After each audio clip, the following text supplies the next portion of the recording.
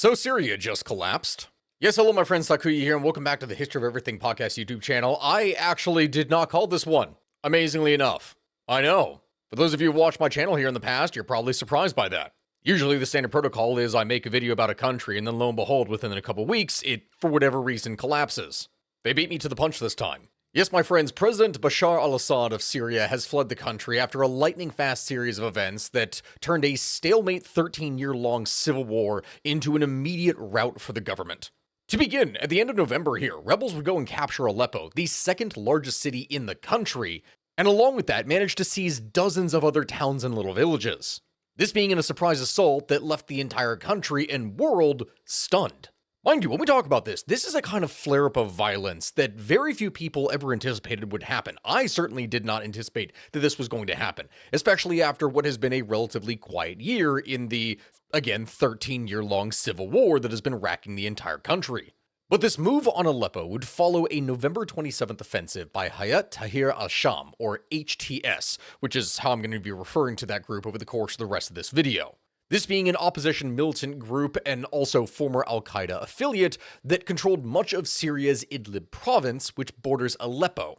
Aided by locally manufactured drones, HTS would appear to have caught Assad's forces completely off guard, managing to force them to rapidly retreat from their positions, and then from here take over vast swaths of territory in just the span of a few days. Now, that's not to say that the fighting was not harsh, because it absolutely was. It was just remarkably brutal and quick. Both sides would suffer significant losses in the fighting, according to the Syrian Observatory for Human Rights. In addition to those who would lose their lives, thousands of more people would be displaced in violence that, over the past 13 years, has already displaced millions of people. Approximately half the population of the country has already left during this time period. The taking of Aleppo is massive, but what is arguably even more significant is that it's not just Aleppo. This is the first time in 8 years that dissidents and rebels have managed to return to towns and villages that are now under HTS control because they had been driven out there almost a decade prior. What we're talking about here, my friends, is a massive blow, not only to President Assad, or I suppose we should say former President Assad, but also Russia, which, for years, has been heavily involved in the war as a firm supporter of Assad's regime. As just one example, in the seizure of Aleppo, a video circulating around on the internet would go and show the Office of Russian Advisors in Aleppo's military academy, where if you go and watch this video, which we'll try and put up here, you can see the walls of the abandoned military office just completely adorned with pictures of the Kremlin, flanked by Russian and Syrian flags. And then on the desks, there are documents detailing the cooperation between the two nations that have just been abandoned, revealing all the secrets that I can only wonder what more is going to be revealed in the next several weeks. Aleppo itself, 8 years prior, had been the scene of incredibly fierce and destructive fighting, this being between a period of 2012 and 2016, when arguably the Syrian civil war was at its worst and the greatest amount of destruction and widest amount of movement was taking place. In 2016, a year after Russian forces had gone and joined fully with Assad's side, government forces were able to go and retake the city, which from there would force rebels to flee to the north. Not only was the seizure of Aleppo big for Syria's government, but simultaneously it was a big deal for Russia. After months of relentless aerial bombardment, this was widely celebrated in Moscow, with the country's elite eager to claim credit for the massive amounts of success that the government was seeing at the time.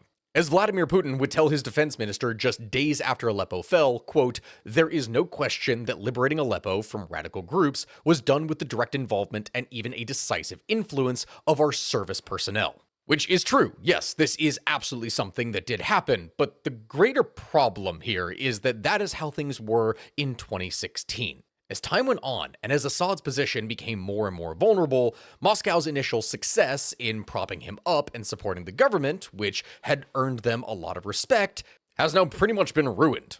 You know, if years of conflict in Ukraine had not already done that to Russia's reputation in the first place. Now, at the end of November, Aleppo had fallen again, and Russian jets would go and respond the next day with airstrikes against HTS, but this didn't really do anything. HTS would manage to continue its advance in rapid order, facing minimal effective resistance from government forces. Additional settlements such as Drought and Homs were captured on December 7th, which after this would effectively isolate the capital of Damascus and cut it off from any bases or ports that would allow the Syrian army that was stationed there to be able to resupply themselves. They were surrounded with no actual ability to be able to resist any longer. You would expect at this point that a siege would break out and that it would probably take several days, if not weeks, for anything to happen, but no. The very same day that supplies were cut off, rebel forces would enter Damascus and take complete control of it. By this point, Assad was found to have already fled the country, and rebel forces and Assad's prime minister would then have to attempt to arrange a kind of stable transfer of power in order to keep government institutions intact. Because at this point, all hell was prepared to break loose. It's crazy when we go and describe this, because according to rebels, they would go and enter the capital with basically no sign of army deployments. There was no real resistance against them. Instead, thousands of people in cars and on foot would congregate in some of the main squares in Damascus, waving and chanting freedom. People were celebrating.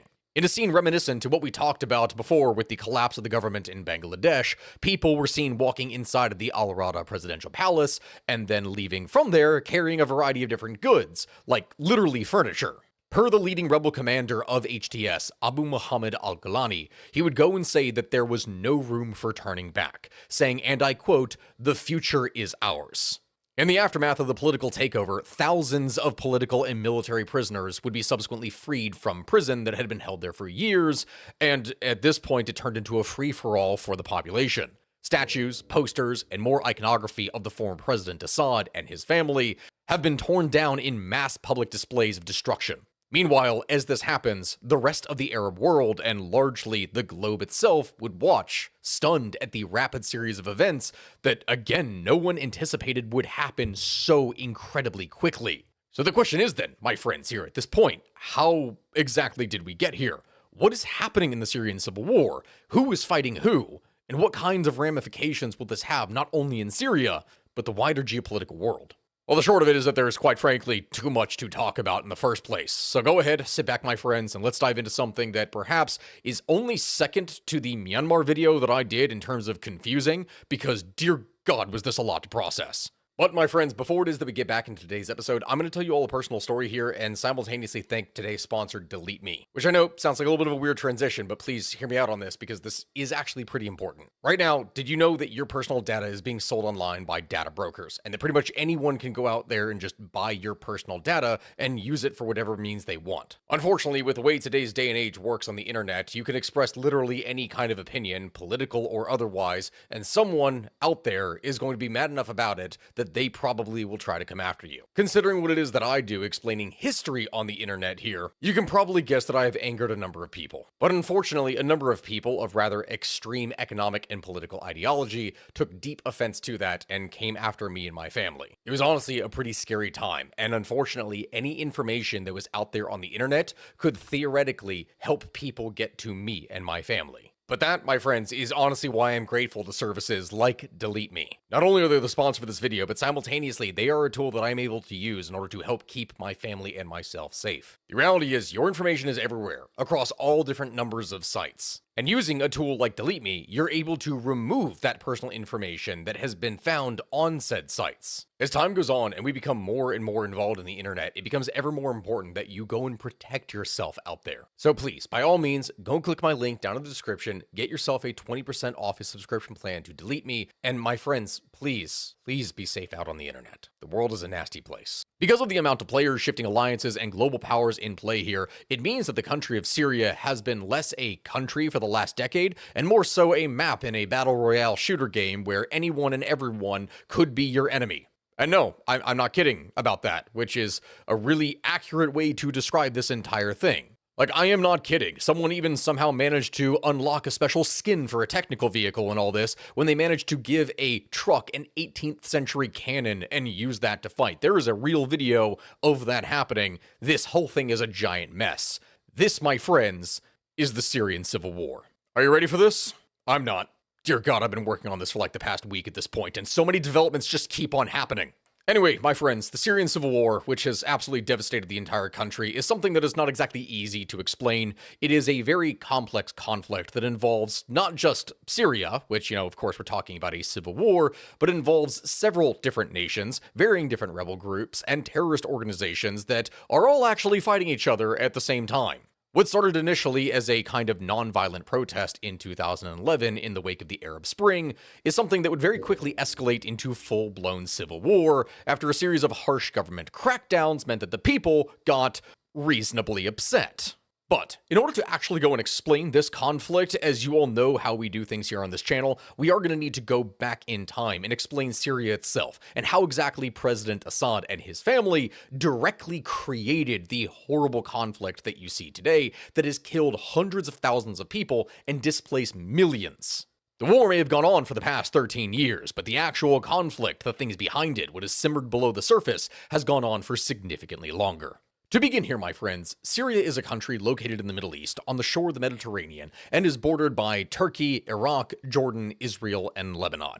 It has a lot of neighbors and has been a crucial player in the past 50 or 60 years or so. In fact, historically, it is one of the oldest inhabited regions in the entire world, with archaeological finds dating back the first human habitation there to 700,000 years ago. Okay, yes, that is a bit of a side note here. I know a lot of you who have watched my videos here before. Look, guys, we're not going back that far. That is not where we are going to go and explain things from. Dear God, no. Even for me, that is a little bit too much. No, the Syria of today comes about in the 20th century, specifically after having been controlled by the Ottoman Empire for 400 years, which conquered it back in the year 1516. But instead of getting its independence immediately after 400 years of being conquered, in 1916, the English and the French had other ideas, to say the least. You see, back during World War I, French and British diplomats would go and secretly agree to divide the Ottoman Empire into zones of control, this being as part of the Six-Picket Agreement of 1916. This, of course, being something that would violate the agreements that the British had already made with the Arabs, but, you know, hey, that is history, and probably in an entire other video in and of itself as to why things in the Middle East are so incredibly screwed up. People love to blame the United States, but no, really, when talking about this, it was the British and French that pretty much set the stage there. Anyway, under the Six-Picket Agreement, the majority of Arab lands under the rule of the Ottoman Empire were to be divided into either British or French spheres of influence that would be administered once the war was over. The French were going to get Syria as part of this, and so that's where things were going to remain. Or at least it should have been. After the war was over, France was not exactly in a good state, especially after the millions of people that had died and the economic ruin that it had brought to the country. And with the French directly administering things in many of their colonies, as they had for many years in comparison to the British style, rule by the French led to numerous uprisings and revolts among the people in Syria from 1925 to 1927. This would be an event known as the Great Syrian Revolt, and it proved to be a massive pain for the French. So much so that in 1936, France and Syria would negotiate a treaty of independence, which allowed Syria to remain independent, but gave France military and economic power over the state, kind of like a puppet rather than a set-controlled colony. That is how things were to remain until, well, everything kind of went to crap for France back during World War II. During it, British and Free French troops would go and occupy Syria to make sure that it could not fall to invading Italian or German forces, and that is the way things would remain for the next half-decade, until shortly after when the war ended, Syria would officially become an independent country completely in 1946. So yeah, hey, things are all well and good here, right? No, absolutely not. We're talking about a country gaining independence after years of colonization. It's never clean, my friends. You should know that by now. The years immediately following Syria's independence were, well, they were not clean or stable, to say the least. This was a time marked by severe instability and repeated government coups. Like hell, I'm not going to go into immense detail here like I have in other videos because we have other stuff to really move on to. But if I went and I explained every single one of these things, it would take way too long because from independence until 1970, Syria would go experience not one, not two, not three, not four, but 10 separate coups. That is a lot, mind you. Remember how we talked about things before with some African countries that had, 6 or 7 coups over the period of like 40, 50 years. Yeah, this was 10 in 24. So unstable, to say the least. Going back a bit, though, in order to be able to set the stage during this turbulent time period, Syria would go and join with Egypt and become the United Arab Republic in 1958. But that union would end up splitting a few short years later in 1961, and after that, the 1960s would bring about even more military coups, revolts, and riots that would further destabilize the nation. The reason why I'm going back here at this time, at least by a little bit, and explaining that part, is because in 1963, the Arab Socialist Ba'ath Party, which was active throughout the Middle East since the late 1940s, would go and seize power in Syria in a coup known as the Ba'ath Revolution. This created a very interesting dynamic. With Alawite, this being a variant of Shia Islam, military officers in control, the Syrian Ba'ath Party would go and crush any domestic opposition by setting up basically a police state and by appealing to the middle and lower class residents of small towns and villages who had long been dissatisfied with the way that things were run by politicians in major cities and the large landowners who controlled things out of Damascus and Aleppo. At this point, if you think things are going to be stable now, well, you are wrong. Rivalries within the Ba'ath Party would effectively create a split amongst different nationalities, and in the aftermath of this, differences between pro-Syrian or pro-Pan-Arab sentiments would then lead to another coup d'etat in February of 1966 that would install a faction headed by Colonel Salah al-Jadid. He would be the nominal head of government, and by 1969, the party was divided effectively between a mostly civilian wing, which was led by Jadid, and a mostly military wing, which was led by General Hafez al-Assad. Notice that name that I said there, al-Assad. That is actually quite relevant for us here, as he is the current, former President Bashar's father. And he was about to make waves. Assad, from this time period, would engage in a protracted power struggle with Salah al-Jadid for years, until finally, in November of 1970, Assad would seize control of the government, arresting Jadid and other members of the government. From there, he would become prime minister, and in 1971 was elected the president. Yeah, notice when I say things here, elected is oftentimes going to be said in air quotes, considering how these things usually go. The reason I say that is because this would be the start of 50 years of rule by the Assad family, which would create the legacy that so many Syrians would come to oppose. But what happened, you may wonder? Well, in the aftermath of his takeover, Assad would set about building up the Syrian military with the aid of the Soviets, gaining the loyalty of the Syrian populace with varying different public works programs that would be funded by different Arab donors as well as international lending institutions. Less effort was really put into economics during this time period. Primarily what Syria, or what Assad wanted to focus on, was foreign policy, specifically trying to position himself as a leader within the Arab world and someone who would be able to firmly stand against Israel.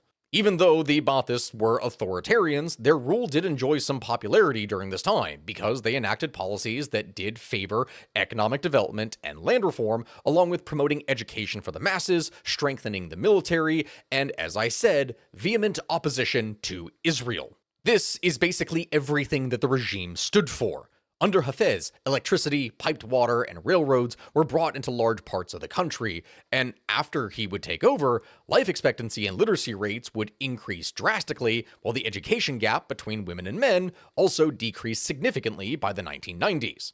Part of this being because the Baathists are not Islamic fundamentalists. They in fact are largely secular in comparison to what we would normally see out of the Middle East. As these policies took effect, nationalists, peasants, and workers would come to support Assad's regime, which increasingly became more authoritarian as time went on, and that is where we start to really see some problems. You see, although Hafez made changes to how things were done in the country, he simultaneously created a government system where it was he, that had the final say in just about any and all matters, which would severely weaken the institutions of Syria as well as the party itself. It didn't matter what other officials within the party was saying, because if he said no, it wasn't going to happen. With time, loyalty to the supreme leader replaced any kind of comprehensive ideological belief or thought, and competence, which in turn, as one can probably imagine, led to corruption becoming very widespread within the state, as the bureaucracy would gradually use their positions to enrich themselves. How did they do this, you may wonder? Well, think on it this way. When Hafez began to pursue a policy of economic liberalization, he tried to open the country up to more foreign investment. What this did was give a large influx of cash to the state, and it was the state, considering how top-down it was, which would determine what elements of society and what entities were going to be invested in. Because the money went through the state, the bureaucrats would get to then decide where that money went, which oftentimes meant that it went to projects that were controlled or supplied by those that were affiliated with the government. As such, the Alawite, which mind you remember this is a religious minority, military security establishment would get the greatest share of the money, oftentimes at the expense of stagnating any of the more numerous Sunni peasants that would suffer in the countryside. This, over time, would lead to increasing resentment and religious tensions, which eventually would boil over. This would fuel the growth of Islamic fundamentalist movements, and eventually the Muslim Brotherhood of Syria would become the kind of leader of anti-Ba'athist forces and leader of terrorist attacks across the country. As time went on and Hafez gained even more control over the state and country, the cult of personality that he built became even more pervasive within society. Statues of the president, art, media of his family, all these things were created and plastered everywhere, as power was concentrated specifically within the government, but not just the government, within specifically the president himself. As Assad's authority would strengthen, other government institutions became weaker, and it was he himself that became the sole symbol of the Syrian government. He was everything. Now, I say that, technically speaking, Assad did not rule alone. Of course, you need bureaucrats and other people that are under you. But with time, he increasingly had the last word in every single thing, and those with whom he worked eventually became just yes men, rather than anyone who would be able to actually challenge him and come up with different ideas. No longer did he have colleagues or co-workers who did work of their own initiative.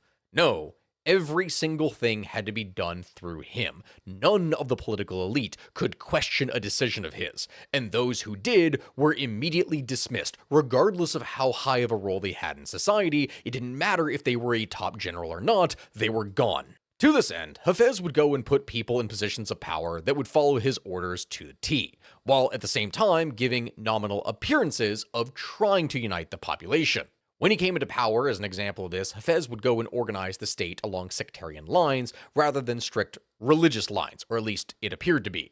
Despite the majority of the population being Sunni, as I already said, the Assads were Alawite, which, as I said, is a branch of Shia Islam, which historically these groups have never really gotten along. To unite the populace behind him, Hafez would take Sunnis and non-Alawites and put them as kind of figureheads in political institutions, people who on paper had a lot of power, but not in reality. They would appear to have this, but in comparison, the important positions that actually oversaw things within the state and supported the presidency, this being the military, the intelligence networks, the bureaucracy, and security apparatuses, all of these things were controlled by Alawites.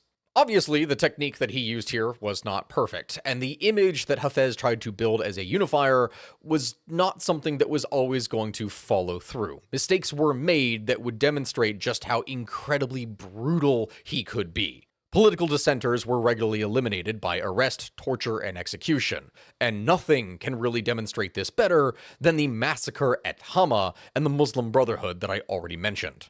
You see, my friends, for years the Muslim Brotherhood would aim to topple the Assad regime through a variety of different means. Targeted assassinations, large-scale uprisings, guerrilla warfare, all varying different things to try and bring him down. Per the Council on Foreign Relations, between 1979 and 1981, militants associated with the Muslim Brotherhood would manage to kill over 300 supporters of the Assad regime in Aleppo alone. And in response to this, Syrian security forces would go and kill some 2,000 Muslim brothers. This would create a lot of uncertainty as to what exactly was going to happen, and even as late as January of 1980, Hafez still seemed to oscillate between trying to offer some concessions to bring people back to the negotiation table and just committing to use outright force. During this time period, he had gone and appointed a new prime minister who did increase civil servant salaries and try to crack down on corruption in order to address some of the things that people had been complaining about, and he did allow a small, nominal amount of public criticism. You could say that maybe he wasn't doing great, even if you didn't outright insult him, but it was something. However, as one could imagine, these minor concessions didn't really do anything to stop the uprisings, and so eventually Assad would just choose to go and crush the insurgency outright. Military units were armed with heavy weapons and were then deployed to cities to hunt down militants and intimidate the population. Along with these directly controlled government forces, citizen militias that sided with the government were also armed by the government as well. As low-level conflict broke out, crackdowns in Aleppo and others would leave hundreds of people dead. But this, my friends, was minor, because all of this would come to a head in February of 1982. This being when Rafat al-Assad, which is Hafez's brother, would go and bring 12,000 troops to besiege the city of Hama and end the uprising once and for all. For a period of around 3 weeks, Syrian government troops would launch artillery shells at Hama until almost the entire city was completely leveled, and then afterwards would send gunmen door to door in order to be able to clean up any resistance. Over the process of doing this, the government would indiscriminately kill tens of thousands of innocent people in the process, even as they were trying to sweep up members of the Muslim Brotherhood. In fact, Rafat would boast later about the number of casualties because he wanted to send a signal to the Syrians that he was not going to tolerate any dissent. And the thing is, it actually did work. The Hama Massacre, which is estimated to have killed around 20 to 40,000 people, would mark the end of any real organized resistance against the Assad regime in Syria. For his part in the entire thing, Rafat would actually gain the nickname the Butcher. Now, my friends, when I go and explain all of this, of course, this was incredibly brutal and terrible, as I did say that the actions did have their intended effect.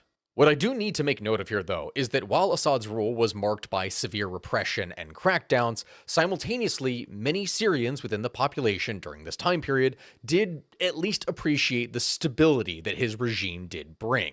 After all, considering what I talked about in the early years, the time period after independence was nothing but chaos, and people preferred this over what the early years had been. But, that all being said, Assad was not going to rule the country forever, and simultaneously, the country was not in a strong position. It may have been more stable, but it wasn't good. Despite growing revenues from oil exports as well as increased agricultural production thanks to the Euphrates Dam, Syria's economy would stagnate over the course of the 1980s. Rapid population growth in the years prior had hindered any kind of real economic growth, while at the same time, the intensification of agriculture meant that, with this being in the Middle East, there was going to be a number of natural desert barriers, which meant that the limited amount of fresh water was going to naturally limit how much agriculture you could produce, even with the dam projects.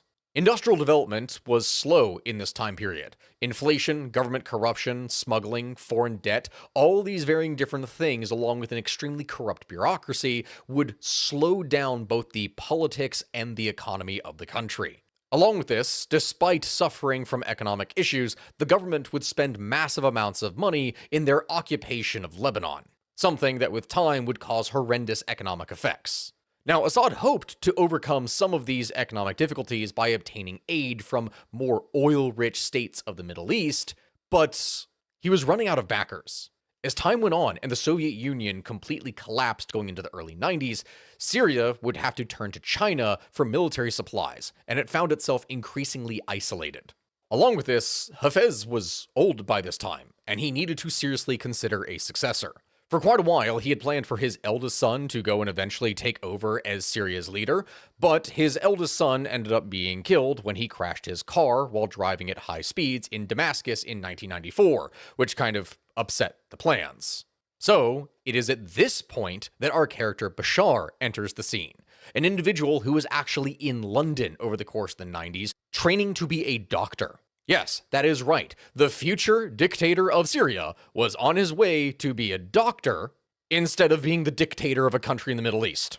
So it is then, my friends, that when Hafez Assad would go and die of chronic heart trouble in the year 2000, that Bashar Assad would be the heir apparent to the throne, without it actually being a throne, because of course this isn't a monarchy, it is a democracy, but it's a dictatorship.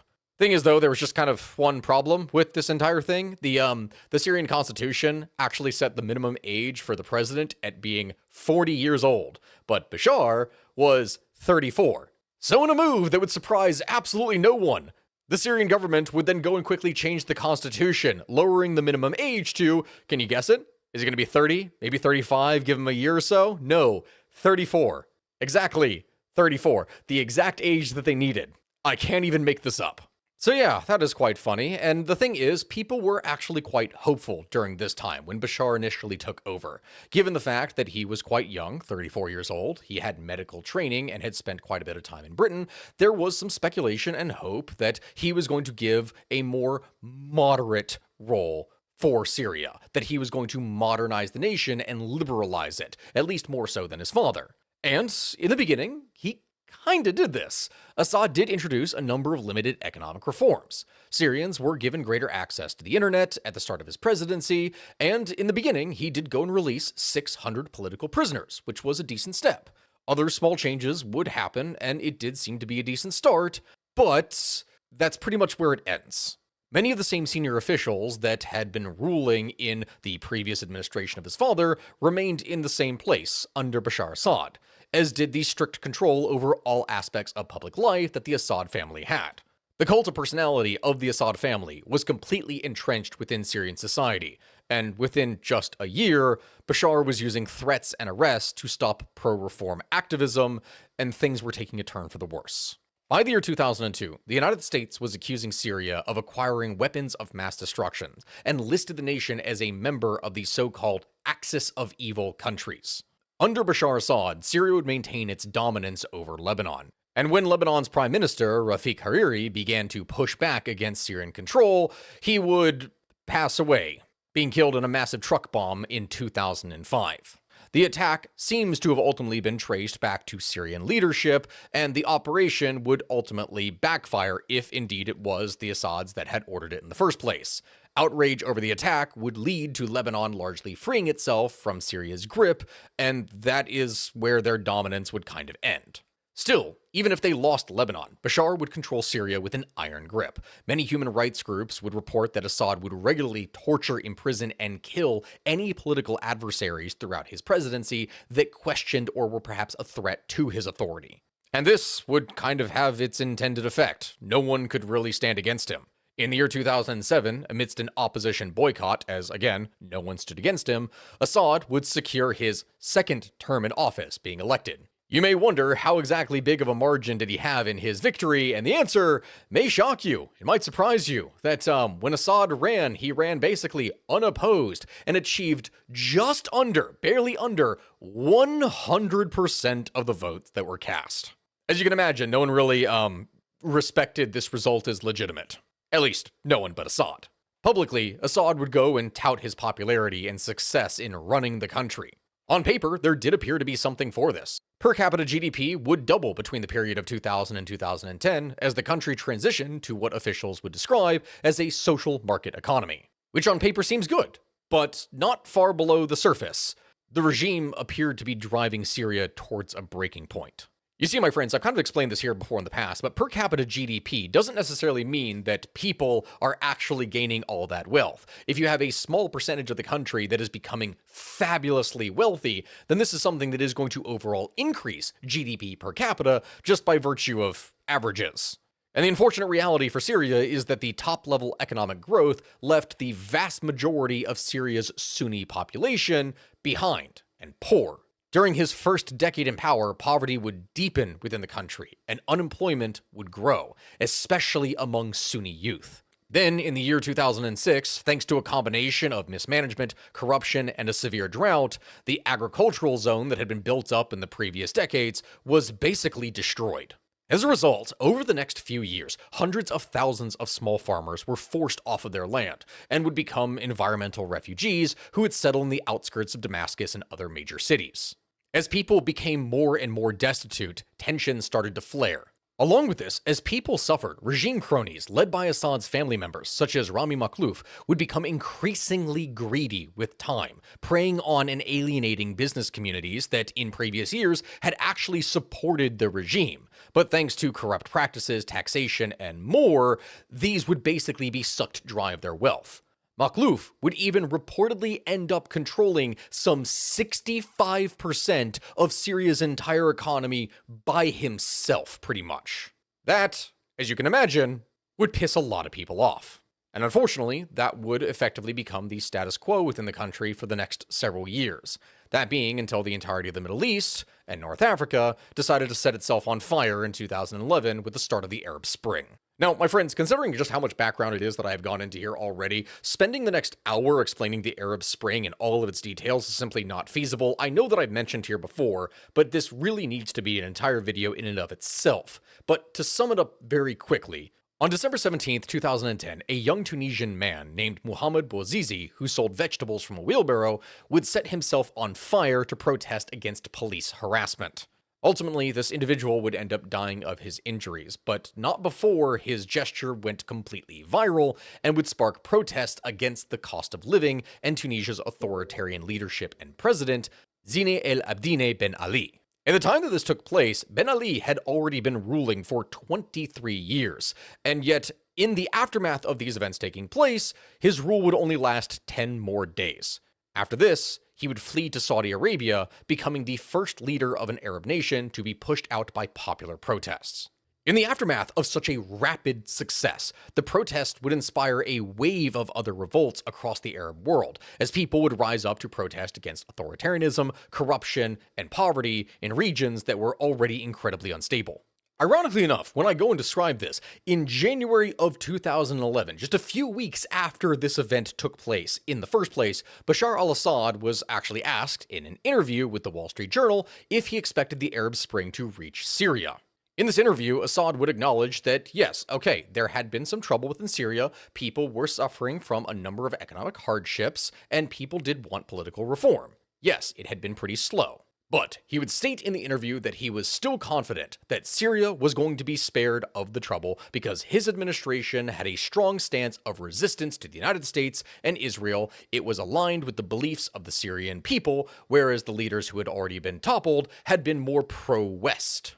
Basically, because he was anti-United States and anti-Israel, this meant that the people were going to support him. That was, after all, the stance that Assad and his father had held for decades, and was one of the key ways that they were able to secure power for so long, so actually that much is kind of true. But that is not the way that things were actually going to work this time, because coming just a few more weeks after the interview, anti-regime protests would break out across Syria, preparing the country to plunge into chaos.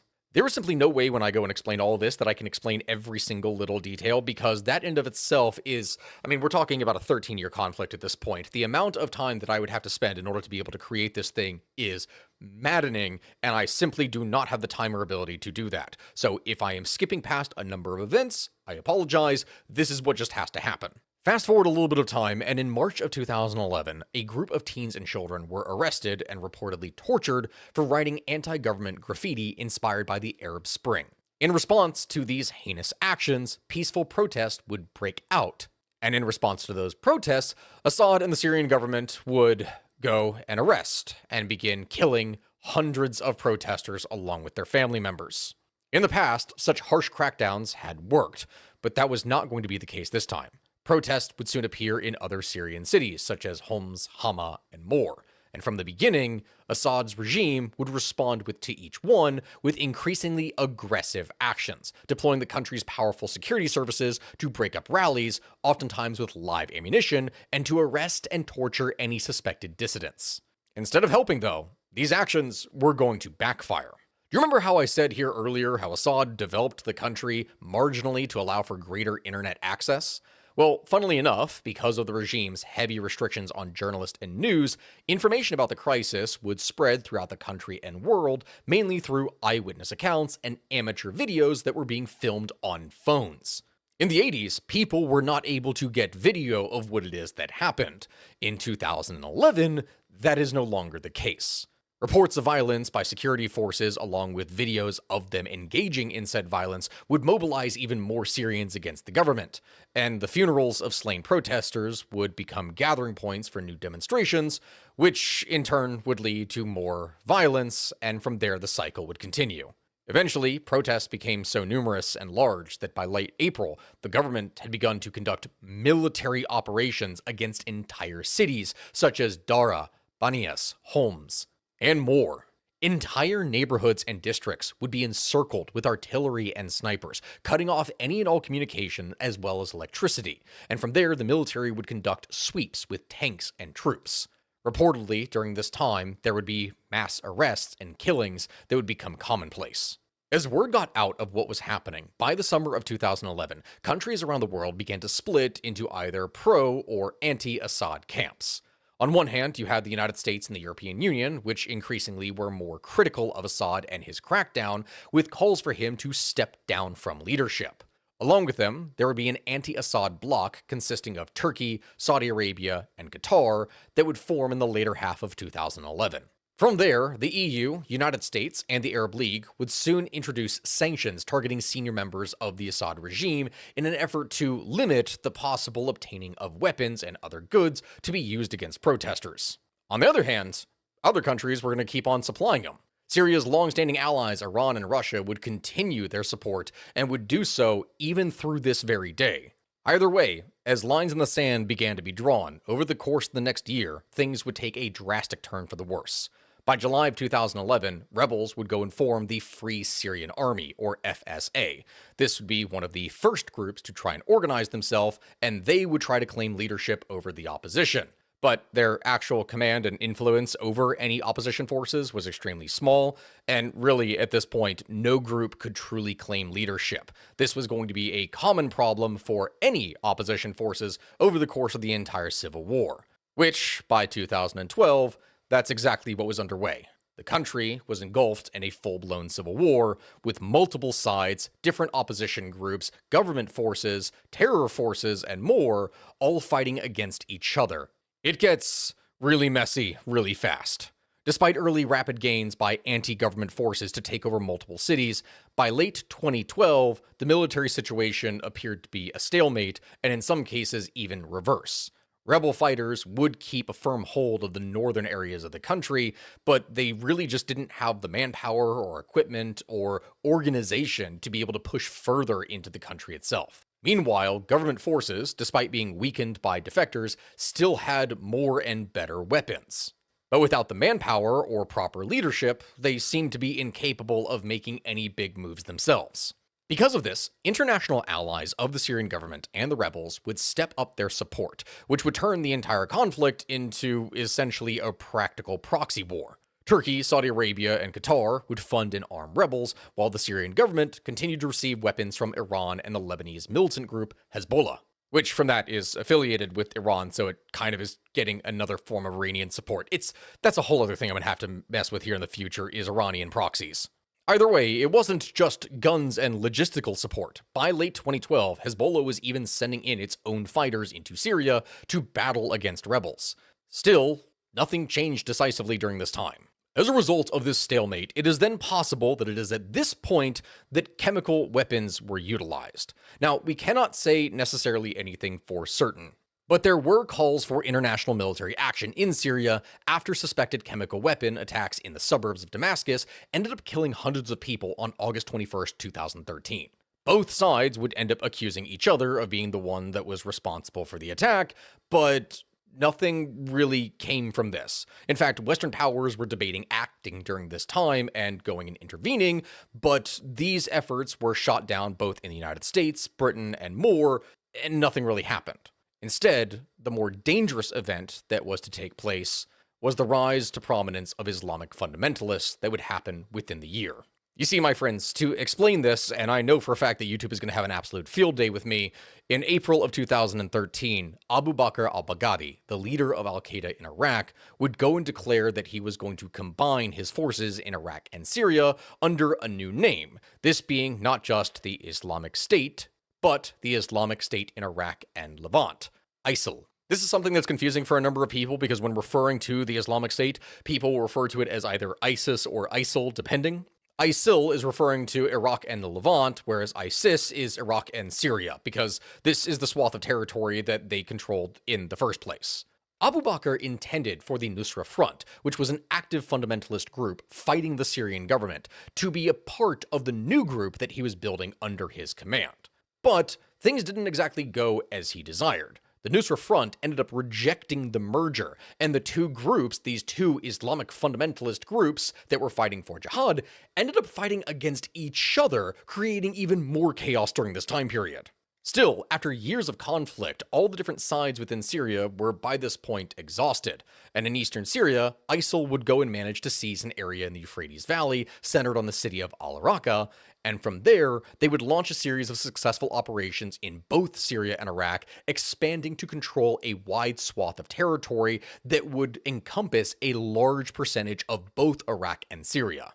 All of this happened within the span of like a year, and their sudden advances terrified the world as reports of terrible violence and destruction of historical artifacts and Roman ruins would emerge. This is actually one of the things that upsets me greatly here, personally, on a side note, because, yeah, one of the first actions that ISIL did upon entering a territory in Syria was to destroy ruins that had existed there for thousands of years, which is terrible.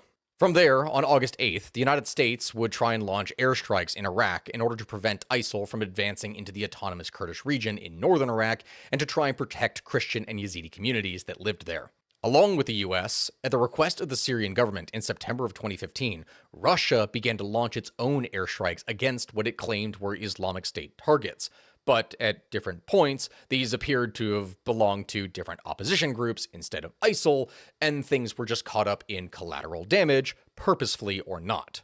With Russian and Iranian support, the Syrian government would steadily regain control of territory from opposition forces, including the opposition stronghold in Aleppo in 2016. This is the point that I mentioned here earlier that they lost and would not control for 8 more years. Opposition forces would continue to maintain a degree of control in the northern provinces of Idlib and on the Iraq-Syria border. But for the most part, they had retreated back to practically nothing. ISIS, for its part, would steadily lose control over the vast territory that it had rapidly managed to take, thanks to counterattacks and airstrikes from pretty much every power in the region that wanted to see them gone. Things seemed to be moving very swiftly, but despite these gains by the government, rebel forces were never fully crushed, and instead a kind of back-and-forth stalemate would ensue for the next several years. I know that I'm skipping over quite a bit here, but that is the reality. Hundreds of thousands of people would be killed during this time, millions would become homeless, and an equal or greater number would simply flee during this time period.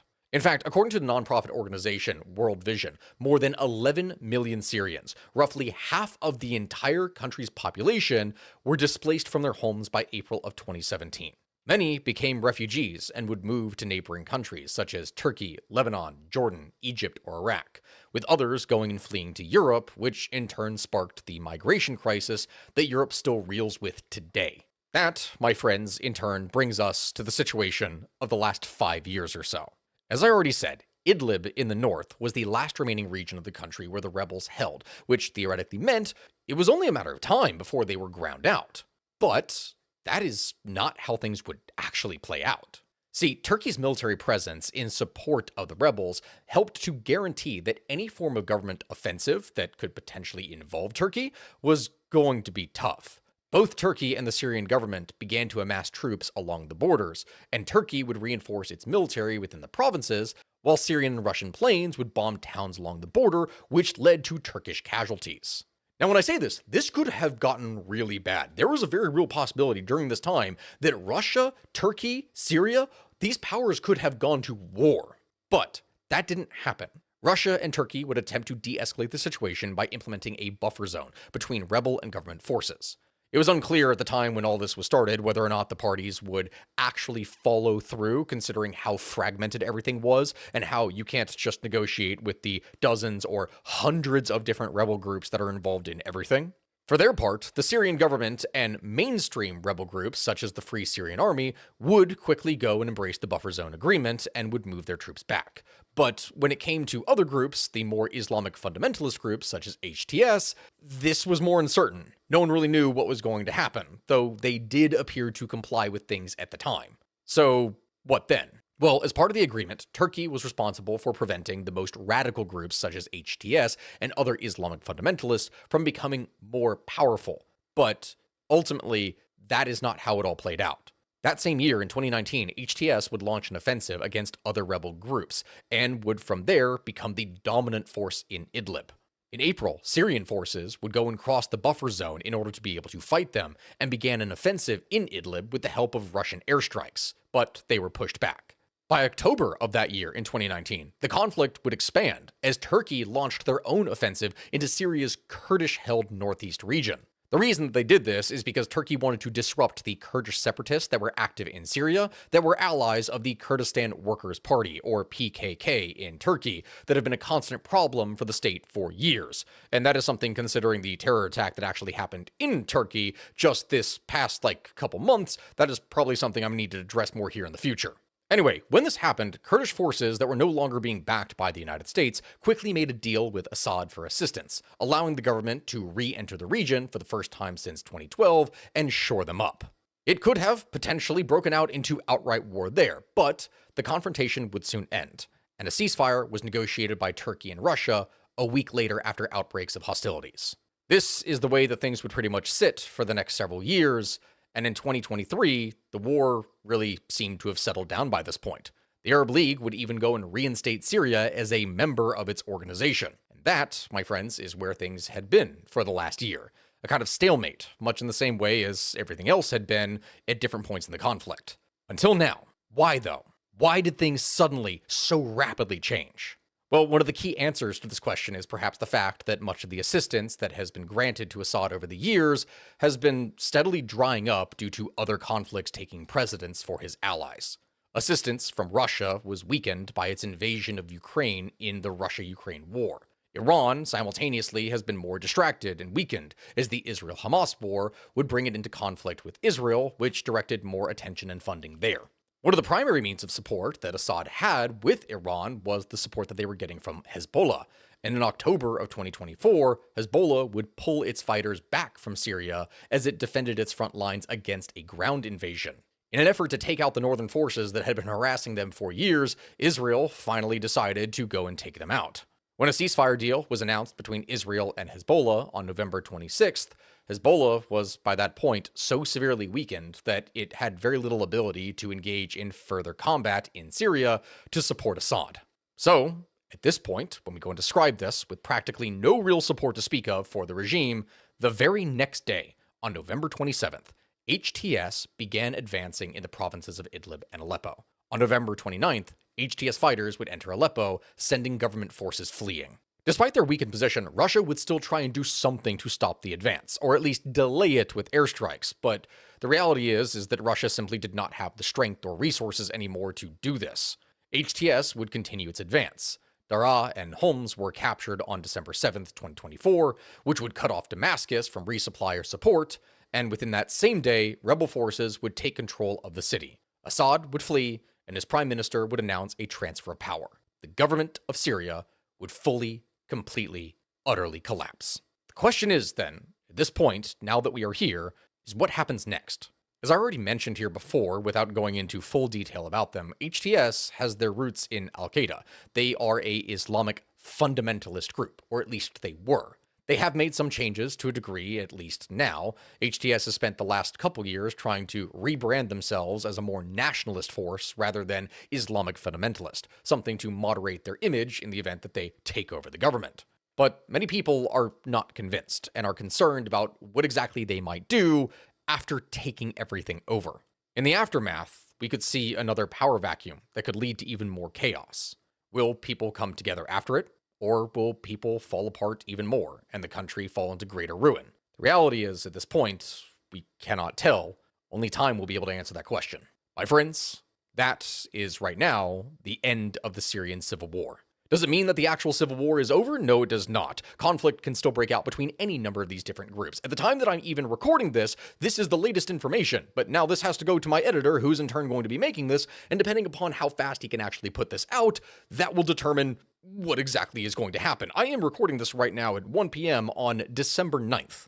This video was supposed to go out like 3 or 4 days ago, but I had to completely remake entire sections of it because, well, a lot more happened past Aleppo. I hope that you've enjoyed today's episode. I hope you've learned something from it. Please let me know in the comment section below what it is that we should do next, if there's any topics that you would like to see. There are multiple more things that we have set to work on because for whatever reason, when I was gone and out of the country, the world just decided to implode, which means that we have now infinite amounts of things, it seems, that we can make. So yeah, get ready for that. My friends, thank you all for watching. I'll see you all next time, and goodbye, guys.